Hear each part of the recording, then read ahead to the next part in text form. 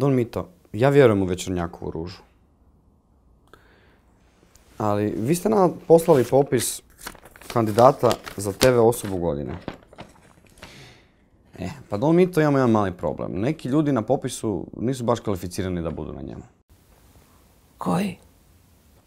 Dakle, na popisu su Anita Martinović, Ivana Petrović... To su vrhunske novinarke koje stalno govore o meni. Dobro, ajmo dalje. Andrija Jarak. Jarak je drama. Da ga nisam stavio, to je bila tragedija o kojoj bi on izvještavao ispred HNK. To je istina. Zoltan Kabok. Čovjek ima više bitaka u nogama nego Šubić i Zrinski zajedno.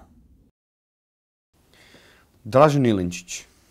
Mi smo zajedno bili na 4 stagione. Šta, na Vivaldiju? Kakav je Valdi? Bili smo na pici. Dobro, da, nisu oni problem. Problem je vaš 6. kandidat, Slovojed. On je moj favorit.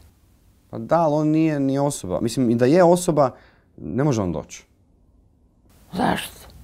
Dobro, to je žalosna priča, ali on je sad u klinici za odvikavanje od dijakritičkih znakova.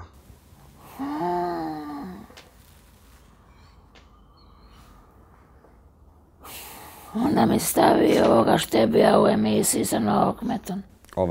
Mislav Togonal? Ne. Bembo. Bembo, može, Bembo.